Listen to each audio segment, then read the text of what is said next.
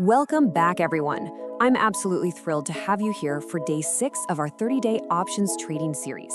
Now, in our last explainer, day 5, we tackled the strike price. But today we're adding 2 massive pieces to your trading puzzle: expiry date and lot size. Let's just dive right in, because these 2 concepts are literally the foundation of real-world trading. Honestly, without them, you're essentially flying blind. But first, I've got a quick question for you. What if I told you that the option you just bought has a ticking clock attached to it? Think about that for a second. What happens if you just sit back, do absolutely nothing, and let that date pass by? Well, if you don't act before that expiration date, it becomes completely worthless. Poof, gone. Section 1, the ticking clock. All right, simply put, the expiry date is the absolute last date your option contract is valid. I want you to think of it exactly like a discount coupon you get in the mail, or maybe a carton of milk sitting in your fridge. You know it's only good until a specific printed date. Well, in the options world, you simply don't have forever. You have a very strict, limited window of time for the market to move in the exact direction you predicted. And honestly, this brilliantly illustrates the high stakes of what we're doing here. If the market doesn't move in your favor before that expiry date hits, your options value drops to 0. That's right, absolute 0. It's not like buying a regular stock that might just be down a few percentage points, where you can, just wait for it to bounce back eventually. No way. If you're holding an unprofitable option after the market closes on its expiry date, your investment in that specific contract is wiped out entirely. Let's look at a visual timeline so you can see how this builds throughout a typical trading week. Let's say it's Monday, and you buy an option. You've got a theory about where the market is heading. Tuesday comes, and maybe the market moves just a little bit. Wednesday, you're still holding. Then comes Thursday.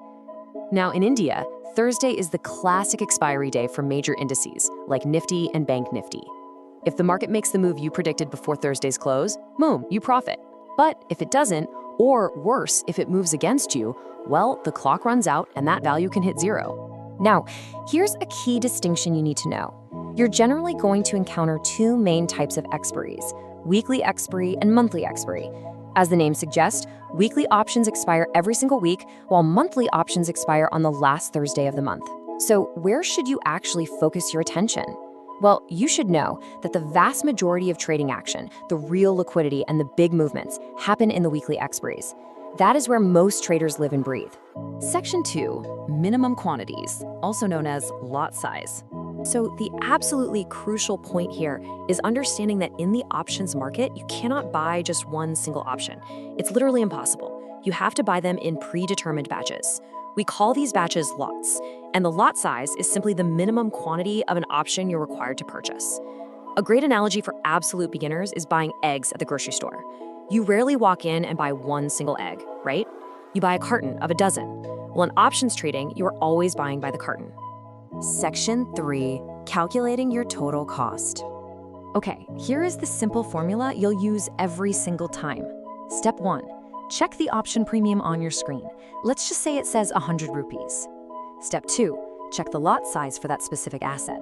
We'll use the Nifty 50 index as an example, where the lot size might be 50. Step 3, simply multiply the premium by the lot size.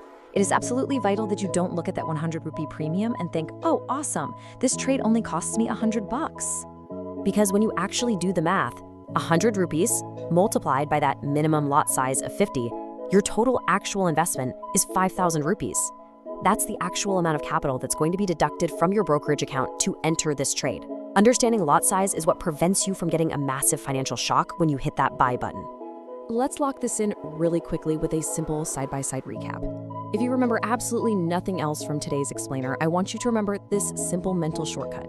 Expiry equals your time limit. Lot size equals your quantity. Time and quantity. Those are the 2 invisible forces dictating every single options trade you're ever going to make. Section 4, common beginner trading mistakes. Listen, here are the biggest traps you absolutely must avoid. Mistake number 1. Ignoring the expiry date blindly. This includes holding an option right up until the final hours without a clear exit plan, literally just hoping for a miracle as the clock runs out. Mistake number 2, executing trades with 0 lot size math, accidentally taking on way more financial risk than you ever intended. Avoid these 2 things, and I promise you, you are already way ahead of 90% of beginners out there. Section 5, your action plan for today. All right, here is your homework for today. Open up the option chain on your broker's app or website. I want you to pick a totally random strike price. Find the exact expiry date for that specific contract, then find the lot size. Once you have those two numbers, multiply the premium by the lot size to calculate the total cost, exactly like we just practiced. Actually doing this yourself is what builds the rock-solid trading foundation you need. So the big question remains, are you going to let your options expire worthless because you weren't watching the clock? Or are you ready to take full control of your trades? Get out there, practice calculating those lot sizes today, master your expiry dates, and I will see you right back here for day 7 of our 30-day options trading series, where we are going to keep building your edge in the markets. Stay focused and happy learning.